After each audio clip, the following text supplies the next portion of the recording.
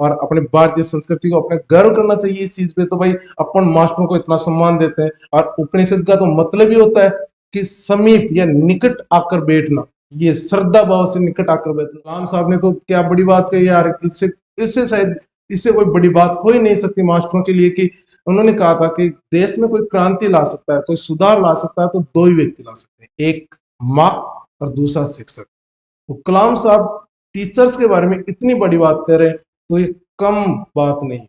मतलब कि सब चीजें एक किनारे हो जाती है, धन मोह माया लोभ लालच सब कुछ, और ये मान सम्मान एक अलग तरफ हो जाता है। बहुत बड़ी बात। हाँ जी, नमस्कार दोस्तों, कैसे आप लोग? उम्मीद है आप सब बढ़िया होंगे, बिंदास होंगे और अपनी पढ़ाई को भरपूर एंजॉय कर रहे होंगे। आज अपन पीटीटी के बारे में बातचीत करने वाले हैं। बहुत सारे क्वेश्चन आ रहे हैं बच्चों के, बहुत लोगों को तो पता ही नहीं है। पहली बात तो पीटीटी होता क्या है, तो अपन पीटीटी के बारे में संपूर्ण जो भी आपके मन में डाउट है उन सबका सुपड़ा साफ करने वाले हैं। पहली बात तो भाई पीटीटी होता क्या है, होता है तो क्या करना चाहिए या नहीं करना चाहिए, अपने को नहीं करना चाहिए तो क्यों नहीं करना चाहिए, और यदि करना है तो अपनी क्या रणनीति होनी चाहिए, कैसे तैयारी करें कि आसानी से पेपर पास हो जाए अपना, और उसे अपने आप को कैसे अलग रख सकते हैं, भीड़ का हिस्सा बनने से अपने आप को कैसे रोक सकते हैं, इन चीजों पे बातचीत करने वाले हैं। अपन क्या गलतियां करते हैं और उन गलतियों से कैसे बचा जाए और कौन कौन सी सावधानियां बरतनी है, इन सभी चीजों पे बातचीत होगी। तो पहले शुरुआत करते हैं। तो नमस्कार दोस्तों, आइए पीटीईटी। पीटीईटी क्या होता है कि पीटीटी की फुल फॉर्म है प्री टीचर एजुकेशन टेस्ट, है ना।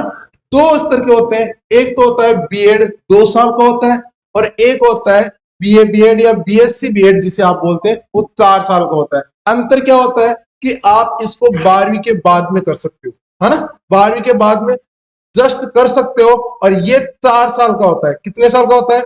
4 साल का होता है। और ये बीए होता है, बीएड होता है, ये आप ग्रेजुएशन के बाद में कर सकते हो। ग्रेजुएशन मतलब 3 साल की ग्रेजुएशन हो गई और 2 साल की आपकी बीएड हो गई। ये आपको मिलेगा 5 साल में और ये आपको मिलेगा 4 साल में। मतलब कि आपका यदि लक्ष्य है 12वीं के बाद में कि नहीं मुझे तो आगे जाके मासा भी बनना है, तो आपको जरूर ये करना चाहिए, ठीक है। और आपको इसके साथ में और कुछ भी करना है तो आपको ये करना चाहिए। इसमें 1 साल का आपको फायदा होने वाला है। तो योग्यताएं क्या क्या है दोनों की चीजों की देखते हैं। योग्यताएं दोनों की अलग अलग क्या क्या योग्यताएं। तो इसको जो करते हैं वो बीए के बाद में या ग्रेजुएशन के बाद में करते हैं। और यदि आप जनरल कैटेगरी से हो तो आपकी ग्रेजुएशन में 50% मार्क्स या परसेंटेज होना जरूरी है, और अदर कैटेगरी से हो तो 45% में भी आपका काम चल जाएगा। इधर देखते हैं, ये जो बीए बीएस ये 4 साल वाला बीएड बीएड ये पीटीटी होता है, 4 साल वाला पीटीटी होता है।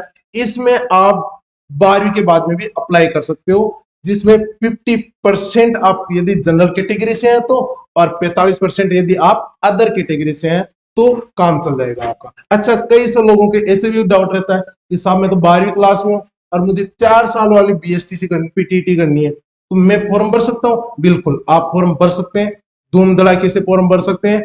बस आपको 12वीं जरूर पास करना है। 12वीं में फेल हो गए ना तो आपका ये फॉर्म रद्द हो जाएगा, ठीक है। इधर भी यदि आप ग्रेजुएशन में फाइनल ईयर में हो तो भी आप बीएड का फॉर्म भर सकते हो। आपका अपीयरेंस जो भी होते हैं अपीयरिंग में, वो सब आपका फॉर्म भर सकते हैं।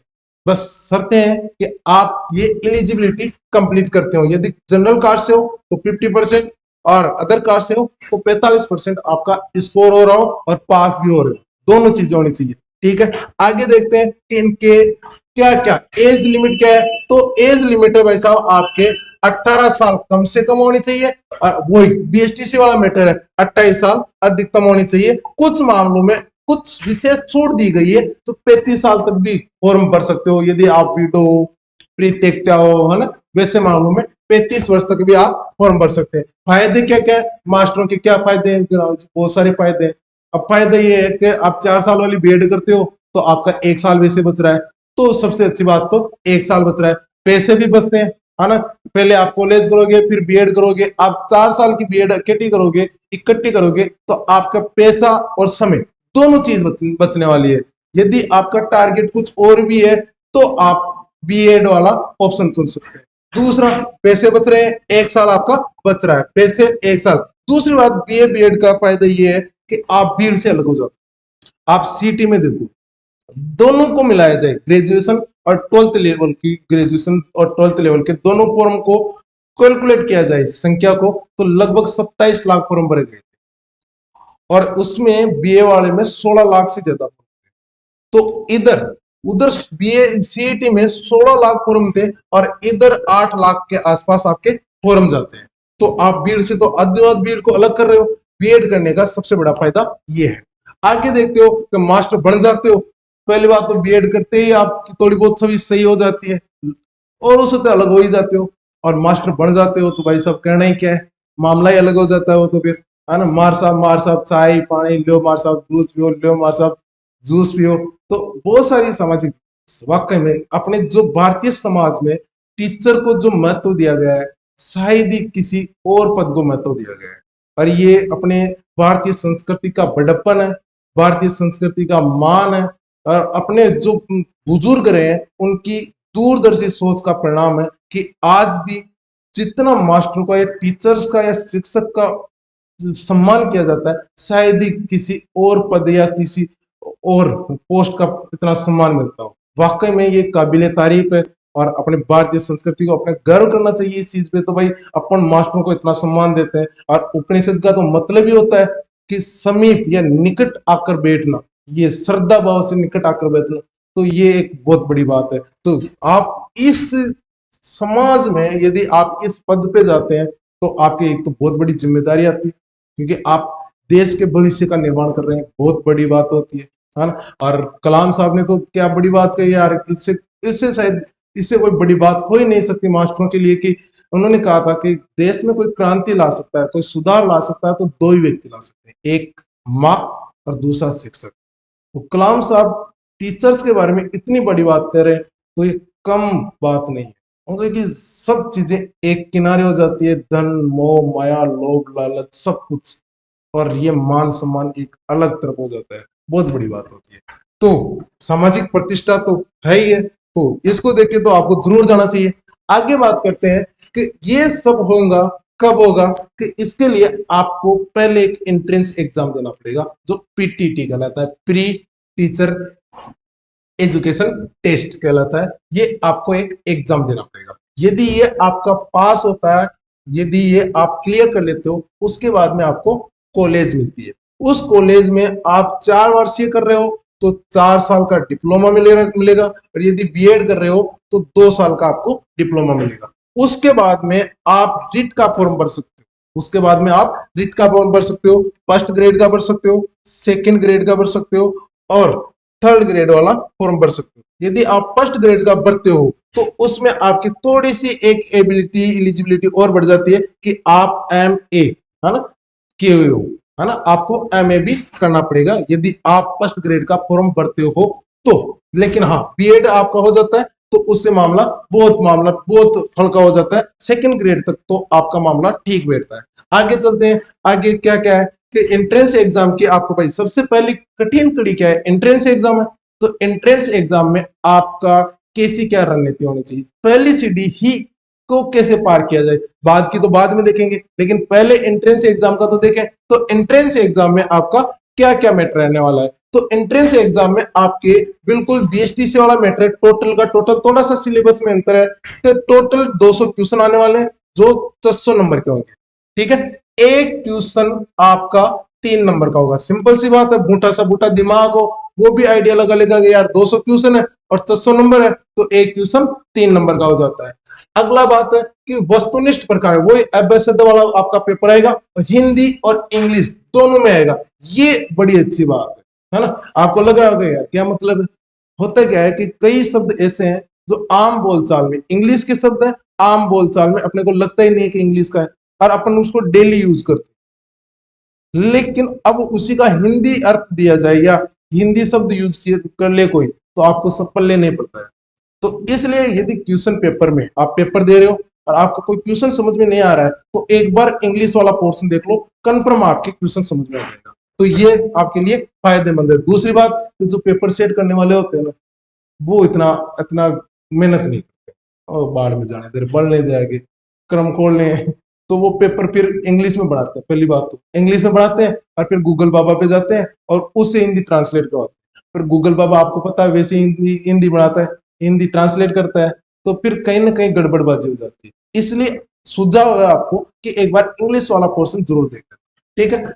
50-50 के 4 खंड होंगे, वो आगे देख लेंगे। अभी इसके अगली नेक्स्ट स्लाइड में एक ट्यूशन 3 अंक का होगा, है ना, ये पहले बातचीत। अच्छा, 3 घंटे का आपका पेपर है, ये जरूर ध्यान रखना। यहाँ पे एक चुनौती है आपके सामने कि आपके पास में ट्यूशन तो है 200 और टाइम है आपके पास में 180 मिनट, ठीक है।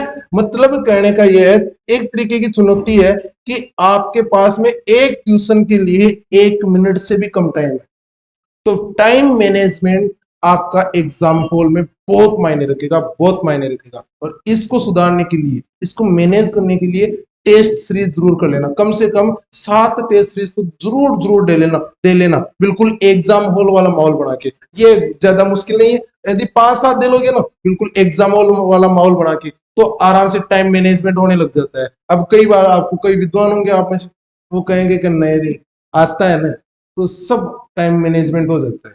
नहीं, पढ़ना एक अलग विज्ञान है और पेपर देने का एक अलग विज्ञान। तो आपको कम मेहनत में अच्छा रिजल्ट लेना है, तो दोनों विज्ञानों को साथ लेके चलना पड़ेगा, पढ़ने का और पेपर देने का। अब आप करते क्या हो, पढ़ाई दबा के कर लेते हो, टेस्ट सीरीज पे ध्यान ही नहीं देते हो। आपको लगता ही नहीं है कि यार इसकी जरूरत है। टेस्ट सीरीज बहुत मायने रखती है और टेस्ट सीरीज में भी जो टेस्ट दे रहे हो वो आपके एग्जाम के लेवल का होना चाहिए। कई कोचिंग वाले क्या करते हैं कि एग्जाम लेवल को, जो टेस्ट सीरीज होती है उसका लेवल बहुत ज्यादा हाई कर देते हैं, एसएससी जैसे ट्यूशन पुटअप करने लग जाते हैं। और कई ऐसे ट्यूशन होते हैं जो 1990 के दशक में पहुंचते थे, वैसे टाइप के ट्यूशन पूछने लग जाते हैं। तो आपका जो पेपर होगा ना, जो टेस्ट सीरीज हो, वो एक लेवल, बैलेंसिंग लेवल में होनी चाहिए, ठीक है जी। हाँ, अच्छी बात यह है कि आपके नेगेटिव मार्किंग नहीं है, लेकिन ज्यादा खुश होने की भी जरूरत नहीं है। ये चांस सिर्फ आपको नहीं मिल रहा है, जो आपका कॉम्पिटिटर है उसको भी ये चांस मिल रहा है। तो ये चीजें तो सबके लिए है, तो ज्यादा खुश होने की जरूरत नहीं है। हाँ, लेकिन एक अच्छा मौका है। अपन क्या कर सकते हैं, अपन ये कर सकते हैं कि पूरे 200 के 200 आपको आए नहीं आए, पूरे 200 के 200 घोड़े भर के आए, ठीक है। तो आपको ये चीजें ध्यान रखनी है। आपको, मुझे लगता है कि ये पेपर का जो शेड्यूल है वो मोटा मोटा तो समझ में आ ही गया होगा। आगे चलते हैं, आगे क्या क्या परीक्षा का मामला है। अभी मैंने कहा था कि 4 खंडों में 50-50 ट्यूशन के 4 खंड होते हैं, ये 4 खंड है। देखो, सेक्शन ए है, उसमें रीजनिंग, मेंटल एबिलिटी, रीजनिंग की क्वेश्चन आएंगे। कितने आएंगे, 50, नंबर 150, ठीक है। एक क्वेश्चन के 3 नंबर, तो 50 क्वेश्चन के 150 नंबर। बी सेक्शन में आपके शिक्षण अभिक्षमता आएगी, जो 50 क्वेश्चन होंगे और वही 150 नंबर होंगे। सेक्शन सी में जीके आएगा, क्या आएगा, जीके, 50 क्वेश्चन होंगे और 150 नंबर होंगे। अगला सेक्शन डी, उसमें आपके लैंग्वेज आएगी, 50 क्वेश्चन आएंगे और 150 नंबर के होंगे। अब देखो रणनीति क्या बनानी, सबसे बेस्ट। देखो, पहली बात तो पीटीटी और बीएसटीसी ऐसा एग्जाम है, उसके लिए पढ़ने की जरूरत ही नहीं है। थोड़ा बहुत नाम मात्र का भी वो क्या होता है ना, धूप दे बजानी पढ़ लो ना, तो काम हो सके। लेकिन उसमें भी रणनीति बेस्ड तैयारी होनी चाहिए, ये सबसे चीज मायने रखती है। अपन क्या करते हैं, अपन शुरुआत करते हैं जीके से, बारी बारी पास करके आते हैं नए नए, और आते ही अपन उठाते हैं इतिहास की मोटी वाली किताब और यहाँ से शुरू करते हैं और बिल्कुल तैयारी के एंड तक इसी को लेकर चलते हैं। देखो, आते हैं जीके से तैयारी शुरू करते हैं और जीके पर ही खत्म कर देते हैं। इससे बेस्ट क्या हो सकता है। और खतरा ये भी है कि यहाँ पे कितना ही पढ़ लो, फिर भी पूरे के पूरे क्वेश्चन श्योर नहीं है कि आप पूरे के पूरे सही करके आओ। इससे अच्छा क्या है कि देखो, रीजनिंग ऐसा बहुत बोड़ा डाला सब्जेक्ट है, अब बहुत ही स्वीट सीधा साधा सब्जेक्ट। आप अच्छे से पढ़ाई कर लो ना, तो पूरे के पूरे 150 नंबर ला सकते हो, ज्यादा मुश्किल नहीं। अब कर्म कोड लो आप, ये आप गोले बढ़ने में गलतियां करो, है ना, या क्वेश्चन को समझने में गलतियां कर दो, तो वो बात अलग है, वो तो फिर मामला ही अलग हो जाता है। लेकिन ठीक ठाक तैयारी करते हो तो रीजनिंग में आप 150 के 150 नंबर ला सकते हो। टीचिंग एप्टीट्यूड, गणित के तो पन्ने हैं, है ना, और उनमें भी सीधी सीधी बातें हैं, तो आप इनमें भी एक अच्छा खासा स्कोर कर सकते हो।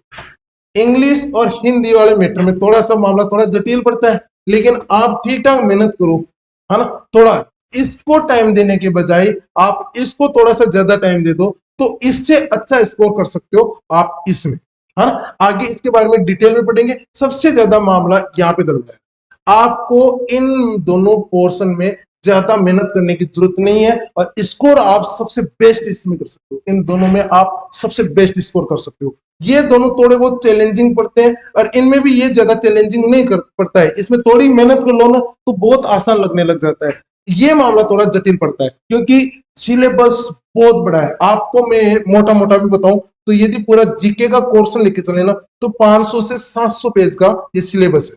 कितने का? 500 से 700 पेज का। उसमें से क्वेश्चन कितने आने हैं? 50 क्वेश्चन आने वाले हैं। और उन 700 पेज को पढ़ने के बाद में भी आप ये नहीं कह सकते कि मैं 50 में से 45 100% है मैं सही कर पाऊंगा, नहीं कर सकते क्योंकि मामला ऐसा है। करंट अफेयर से कहीं से भी क्वेश्चन पूछ सकता है, जबकि ये दोनों मैटर तो ऐसे हैं कि एक गिनती के हैं, है ना। 50-50 पेज के भी लेके चलो तो भी आपका एक क्वेश्चन बाहर नहीं जाए। यदि आप इन दोनों 50-50 पेज का कोई बुक ला के भी पढ़ो या किसी कोचिंग के नोट्स भी ला के पढ़ो तो इससे एक क्वेश्चन बाहर नहीं जाएगा। लैंग्वेज वाला हाँ टीचर आपको डंका मिल जाए तो गारंटेड बात है हिंदी और इंग्लिश सबसे इजी। और इंग्लिश हाँ तो ठीक है, तुम कहोगे कि हिंदी तो ठीक है, इंग्लिश में उलझता है मामला। तो भाई साहब इंग्लिश की बात ऐसी है कि मैंने पहले बीएसटीसी वाले वीडियो में बताया कि इंग्लिश गवारों की लैंग्वेज है और यूरोप में पहले गवार इस लैंग्वेज को बोला करते थे। जो विद्वान लोग थे, पढ़े लिखे लोग थे, वो लेटिन बोला करते थे। जैसे अपने यहाँ पे पढ़े लिखे लोग होते थे भारत में वो संस्कृत बोला करते थे, वैसे वहां पे लेटिन बोला करते थे। और जो अनपढ़ गवार होते थे यहाँ पे अपने स्थानीय भाषा बोलते थे, वहां पे इंग्लिश बोला करते थे। तो ये गवारों की लैंग्वेज है और गवार लोग ने ज्यादा माथा पचाए वाला काम नहीं करते हैं। वो जो सरल काम होता है ना, सरल सहज, उसी में कंफर्टेबल फील करते हैं। तो इंग्लिश को कौन बोलेगा? गंवार। और गंवार कैसी होगी, ये इंग्लिश कैसी होगी? सरल भाषा होगी। तो बिल्कुल सरल है। आपको हार्ड लगती है तो आपको टीचर चेंज करने की जरूरत है, तो आप करो, ठीक है। तो आप इसमें मामला इसका उड़ता है। तो जीके का थोड़ा सा मामला देखते हैं। देखो जीके में कहां से कितने क्वेश्चन पूछ रहे हैं ये चीज देखो। पहले उससे पहले एक चीज देख लो कि पिछली कट ऑफ देखो। रणनीति में आपको यह भी पता होना चाहिए कि अपने को कितना स्कोर करना है, या जो अपना विरोधी है, कॉम्पिटिटर है, वो कहां तक मार क्षमता रखता है, मार सकता है, कहां तक स्कोर बना रहा है, या अपन कितना स्कोर लेके चले कि अपन दूसरे लोगों से अपने आप को आगे निकाल सके। तो देखो जनरल की कट ऑफ गई थी, ये पुरुष की है, हाँ मेल, और ये फीमेल, ठीक है। तो 400 जनरल और 350 महिला की। ओबीसी में 395, 340। और मेरा कहना ये है कि देखो यार इन चीजों पे ना ध्यान मत दिया करो। आप तो एक कट ऑफ लेके चला करो जो सबसे ऊपर है ना, ये आप किसी भी कैटेगरी से हो, आप सबसे ऊपर वाली ये जो है ये लेके चला करो। कारण क्या है कि देखो कई बार होता क्या है कि अपने को लगता है कि यार दिमाग ही काम नहीं करता है और दिमाग के हिसाब से आप सोचते नहीं। मुझे लगता है कि जो आपका दिमाग है, जैसी आपकी सोच है, जैसा आपका टारगेट है ना, उसी तरीके से आपका दिमाग डेवलप होता है। यदि आप टारगेट ऊंचा रखोगे ना तो आपका दिमाग भी ऊंची सोच रखेगा और आपका दिमाग की प्रोसेसिंग भी हाई हो जाएगी। और यदि आप सोच ही नीची रखोगे तो फिर आपके जो दिमाग का विकास है ना वो भी उसी लेवल का होगा। तो आप कट ऑफ हाई से हाई लेके चलो, 400 450 लेके चलो। अब 400 कट ऑफ जा रही है ना तो इसमें आप लेके चलो 410 या 415 के आसपास कट ऑफ लेके चलो कि मुझे तो टेस्ट सीरीज में ये स्कोर करना है। अब ये आप टारगेट लेके चलोगे तो ये दूसरे टारगेट है, इनको आप आसानी से, आपको लगेगा कि यार मुझे ये स्कोर करना है, और ये स्कोर करने के चक्कर में आपका दिमाग ना थोड़ा शांत नहीं बैठेगा, नहीं पढ़ना है भाई, 415 का स्कोर करना है। आपका दिमाग, आपको ये जो असलाग असलाग आते हैं ना, ये थोड़े से दूर के रिश्तेदार हो जाएंगे और मेहनत पास में आ जाएगी। तो आप ये स्कोर लेके चलो। और वैसे फिर आपको करना है तो भाई आपका मर्जी है, देख लो ये कट ऑफ, ये इस हिसाब से तैयारी कर लेना। लेकिन मेरा मानना तो यही है कि आप ये कट ऑफ लेके चलो। आगे देखो जी कि पिछले सालों में किस पोर्शन से कितने क्वेश्चन पूछे गए जीके वाले पोर्शन, क्योंकि चैलेंजिंग पोर्शन यही है ना। तो इसमें ये 2019 में करंट अफेयर से 12 क्वेश्चन पूछे थे, 2020 में बढ़कर 19 हो गए और 2021 में 2 कम हुए और 17 रह गए। मतलब कि हर साल बढ़ रहा है, यहाँ पे कम हुआ है लेकिन इतना भी कम नहीं हुआ है ना, लगभग 17-18 के आसपास आप टारगेट लेके चलो कि कम से कम 15 प्लस तो आपके करंट अफेयर से क्वेश्चन आने वाले हैं। और आप देख लो पूरे पोर्शन में सबसे ज्यादा करंट अफेयर से क्वेश्चन पूछ रहे हैं, तो करंट अफेयर्स आपके लिए बहुत ज्यादा मायने रख रहे हैं।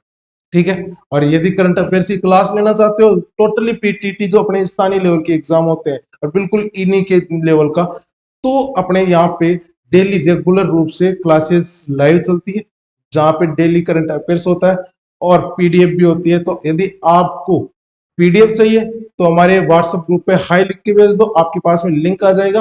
व्हाट्सएप नंबर पे हाई लिख के भेज दो, आपके पास में लिंक आ जाएगा, ग्रुप को ज्वाइन कर लो, आपके डेली अपडेट मिलता रहेगा और आप लाइव क्लासेस भी ज्वाइन कर सकते हो। दूसरी बात कि हिस्ट्री से क्वेश्चन घट रहे हैं, देखो 12 से 4 हो गया, 8 हो गया, 8 से 4 हो गया, तो हिस्ट्री से क्वेश्चन कम होते जा रहे हैं। हाँ, लेकिन इससे ज्यादा भी कम नहीं होंगे, 4-5 क्वेश्चन आपके बने रहेंगे, 4-5 क्वेश्चन आपके बने रहेंगे। तो आपको इसी रूप में तैयारी भी ये देख के करना है कि आपके भाई 4-5 क्वेश्चन तो आपके बना ही रहे। ठीक है जी, आगे देखते हैं कि आर्ट और कल्चर से 5 क्वेश्चन, फिर 5 क्वेश्चन और 2021 में 6 क्वेश्चन। आर्ट कल्चर में क्वेश्चन बढ़ने की संभावना है। ठीक है, क्योंकि आर्ट कल्चर में क्वेश्चन ज्यादा, हिस्ट्री से कम क्वेश्चन पूछे जाने लगे और आर्ट कल्चर से ज्यादा क्वेश्चन। पॉलिटी में 5-5-9। अब देखो ये मामला कैसे बढ़ा, यदि आपको यहाँ पे देखो ना तो यहाँ पे कुछ क्वेश्चन ऐसे आ रहे हैं पॉलिटी के, जितने भी पॉलिटी के क्वेश्चन आ रहे हैं वो करंट रिलेटेड है, करंट अफेयर्स के रिलेटेड है ना। तो कुछ क्वेश्चन यहाँ पे 2021 में क्या क्या है, इन लोगों ने कि 1-2 साल पुराने करंट अफेयर्स के पॉलिटी वाले क्वेश्चन उठा लिए, तो मैंने यहाँ पे पुटअप कर दिया, यहाँ पे काउंट कर लिया। लेकिन वाकई में देखा जाए तो वो करंट अफेयर्स के ही क्वेश्चन थे, तो आपका करंट अफेयर्स ज्यादा, पॉलिटी जितनी भी पढ़नी है ना, बेसिक बेसिक पॉलिटी पढ़ने के बाद बहुत कम पॉलिटी, सिलेक्टेड पॉलिटी पढ़नी है आपको, बहुत ज्यादा मैटर नहीं पढ़ना। मुश्किल से आपकी पॉलिटी 30 या 40 पेज की सिमट के रह जानी चाहिए, इतना ही कंटेंट होना चाहिए। 40 पेज से ज्यादा आपके पास में कंटेंट नहीं होना चाहिए पॉलिटी का, और उसमें ही आपको, क्योंकि बेसिक पॉलिटी वहीं पे खत्म हो जाती है, उसके बाद में पॉलिटी पढ़ना है तो करंट अफेयर्स वाली पॉलिटी पढ़ना है। कई बार क्या पूछते हैं, देखो इसमें एक तो नियुक्तियां ज्यादा पूछ रहे हैं, पॉलिटी में नियुक्तियां ज्यादा पूछ रहे हैं। यदि कोई देश बहुत ज्यादा चर्चा में रहा या किसी देश की राजधानी बहुत ज्यादा चर्चा में, अब चर्चा में कैसे रहेगी कि मान लो किसी संयुक्त राष्ट्र संघ की या G20 या कोई विश्व का संगठन है, उसकी वहां पे मीटिंग हो रही है, तो वो अखबारों में बहुत ज्यादा चर्चा में रहता है। और जब एग्जामिनर पेपर सेट करता है तो उस समय वो चीज उसके दिमाग में रहती है, तो वो क्वेश्चन पूछ लेता है कि मैड्रिड की राजधानी क्या है ना, तो ऐसे क्वेश्चन पूछ लेता है। तो ये क्वेश्चन पॉलिटी से ऐसे क्वेश्चन ज्यादा पूछे जा रहे हैं। साइंस से 5-7 और 5, आप 5 का रेशियो लेके चलो, 5-6 के बीच में आपके पॉलिटी से क्वेश्चन पूछने, ये साइंस से क्वेश्चन पूछने वाले हैं। लेकिन इसमें भी मेन बात मैं बताऊं, लगभग 3 या 4, कई साल 3 और कई साल 4, किसी किसी साल 3 और किसी साल 4 क्वेश्चन सिर्फ बायोलॉजी से पूछ रहे हैं। ठीक है, तो बायोलॉजी पे आपको थोड़ा ज्यादा फोकस रखना है बजाय और सब्जेक्ट, और का भी बेसिक बेसिक तो कंप्लीट रखना है, लेकिन बायोलॉजी को 1-2 बार ज्यादा रिवीजन ज्यादा करना है। ठीक है जी आपका, तो इसमें 5 या 6 क्वेश्चन पूछे जाएंगे और उसमें भी बायोलॉजी से ज्यादा। अब देखो जियोग्राफी तो भाई साहब बहुत ज्यादा मामला इसका थोड़ा सा उलझा हुआ है। बोल देखो, जियोग्राफी में आपके वर्ल्ड जियोग्राफी पूछ रहा है, इंडिया जियोग्राफी पूछ रहा है और राजस्थान की जियोग्राफी पूछ रहा है, तीनों जियोग्राफी पूछ रहा है। मामला थोड़ा उलझा हुआ है, थोड़े क्वेश्चन भी हाई लेवल के हैं, लेकिन सबसे अच्छी बात पता है क्या है, ये जितने भी क्वेश्चन पूछ रहे हैं जियोग्राफी से, ये या तो 9वीं से लेकर जो 12वीं तक की किताबें हैं उनसे ही क्वेश्चन पूछ रहा है। मेनली तो 11वीं और 12वीं की किताब से क्वेश्चन आ रहे हैं, पूरे की पूरे जितने भी क्वेश्चन आ रहे हैं जियोग्राफी के 11वीं और 12वीं। तो आपको जियोग्राफी तो 9वीं 10वीं 11वीं 12वीं चारों किताबें उठा के पढ़ लो, इसके अलावा एक पन्ना मत पढ़ो बाहर से, एक क्वेश्चन आउट नहीं जाएगा। जितने भी क्वेश्चन पूछ रहे हैं देख लो 9, है ना, तो आप 6 से 9 के बीच में क्वेश्चन मान लो, 7 क्वेश्चन अगले साल के लिए मान लो भाई, औसतन 7 क्वेश्चन आपके आने वाले हैं जियोग्राफी से। तो इसके लिए आप 9वीं से 12वीं तक की, और 9वीं 10वीं की ना पढ़ सको तो कम से कम 11वीं और 12वीं की तो पढ़ ही लेना। ठीक है, तो आपका ये ज्योग्राफी हो। अच्छा, करंट से कैसे कैसे क्वेश्चन पूछ रहे हैं, हिस्ट्री से मैं बता दूं, हिस्ट्री से सबसे ज्यादा क्वेश्चन पूछ रहे हैं स्वतंत्रता आंदोलन से। ठीक है, स्वतंत्रता आंदोलन से ज्यादा क्वेश्चन पूछ रहे हैं। और मध्यकाल से एक क्वेश्चन पूछ रहे हैं, कभी कभार पूछ रहे हैं, कई बार नहीं पूछ रहे हैं।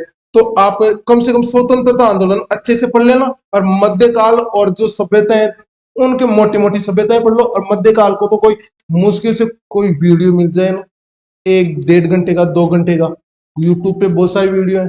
और आप मान लो वहां से नहीं लेना चाहते हो, हमसे जुड़े रहना चाहते हो, नहीं मार सकते तो ते ही बताओ, तो हम प्रोवाइड करा देंगे, आप कमेंट्स कर देना। तो मध्यकाल के लिए तो आप कोई किताब पढ़ने के बजाय अच्छा रहेगा कि 1.5 2 घंटे का कोई वीडियो उठाओ यूट्यूब से, और अच्छा लेकिन है ना आपके लेवल का होना चाहिए, पीटीटी के लेवल का। तो वो उठा के आप ट्यूशन ये ये देख लो, एक बार एक वीडियो देख लो, उससे में कंप्लीट है। हो जाए तो अच्छी बात है, नहीं होगा तो भी कोई बड़ी बात नहीं है, हो ही जाएगा वैसे, क्योंकि मेन मेन पूछ रहे हैं और वो 1 डेढ़ घंटे की वीडियो में कोई भी टीचर बता देता है। आगे आता है करंट अफेयर्स के बारे में। करंट अफेयर्स में देखो, करंट अफेयर्स में ठीक ठाक लेवल के क्वेश्चन आ रहे हैं। राजधानियां पूछ रहे हैं विश्व की, या विश्व के जितने संगठन है उनके सम्मेलन कहाँ पे हो रहे हैं वो चीजें पूछ रहे हैं, या जो अंतरराष्ट्रीय संगठन है उनके अध्यक्ष हैं उनके नाम पूछ रहे हैं। तो आपको ये चीजें भी ध्यान रखनी है कि आपके ये चीजें कंप्लीट हो रहे हैं। करंट अफेयर्स ठीक ठाक लेवल है, थोड़ा सा करंट अफेयर्स पे आपको फोकस रखना है। हिस्ट्री पे आपको खास फोकस नहीं रखना है। मुश्किल से 1 2 घंटे का कहीं पर आपको वीडियो मिल जाता है, वो देख लो और स्वतंत्रता आंदोलन को। आर्ट कल्चर की बात करूं मैं, तो आर्ट कल्चर तो टोटली राजस्थान का पूछ रहे हैं। बाहर से एक बार कोई 2019 में ही आया था, 2019 में एक क्वेश्चन पूछा हुआ है कि शास्त्रीय नृत्य के बारे में, कोई भरतनाट्यम में कोई नृत्य उसके बारे में पूछा था जो दक्षिण भारत का था। तो वो इंडिया लेवल का नहीं पूछ रहा आर्ट कल्चर, राजस्थान लेवल का पूछ रहा है। पॉलिटी से मैंने बता दिया, साइंस में बायो ज्यादा पूछ रहे हैं, और जियोग्राफी 9वीं से 12वीं क्लास के आपका कंप्लीट हो जाएगा। और चीजें करंट अफेयर, ये जो रीजनिंग है आप बहुत अच्छी तरीके से कर लो, है ना। यदि आपको सिलेक्शन लेना है ना, तो पहली शुरुआत आप यहां से मत करो, ये जीके वाले पोर्शन से।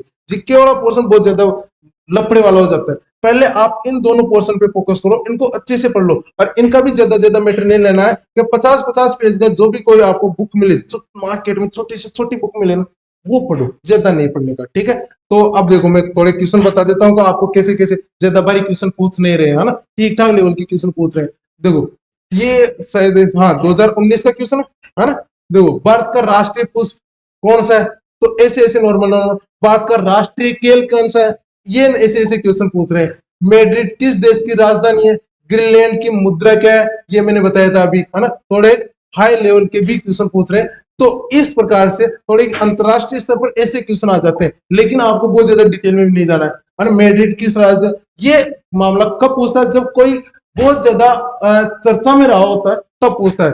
ग्रीनलैंड के बारे में मुद्रा में पूछ ली, तो ये थोड़ा बहुत आपको कोई क्वेश्चन पूछ लेता है जटिल सा। राजस्थान में मीराबाई का मंदिर कहाँ पे है, निम्न में से राजस्थान की सबसे लंबी नदी कौन सी है, राजस्थान का टेक्सटाइल शहर कौन सा है ना। ऐसे नॉर्मल नॉर्मल। अपने कल्याण जी का मंदिर, श्री जी महाराज का मंदिर कहाँ पे है, विश्व जनसंख्या दिवस कब मनाया जाता है, राजस्थान में मरुस्थलीकरण के सबसे प्रभावी प्रक्रिया कौन सी है। देखो ये थोड़ा मेंटल एबिलिटी का ना, आपकी सोच, आपके जो मानसिक योग्यता है उसको चेक करने के लिए यहाँ पे ये क्वेश्चन दे दिया है, ठीक है जी।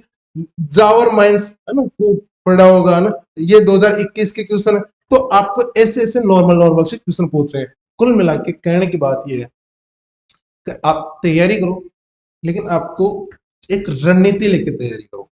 हर साल देखते हैं बहुत सारे अपने यहाँ पे बच्चे कोचिंग करते हैं, है ना, मोटी मोटी फीस भी देते हो तुम लोग, और फिर भी पीटीईटी जैसे एग्जाम में यार एक बार देखो कि ये कोई क्वेश्चन होते हैं, बिल्कुल मतलब पेपर बनाने वाला भी है ना, शर्म करता होगा कि यार कैसे मूर्खों के लिए मैं पेपर बना रहा हूँ।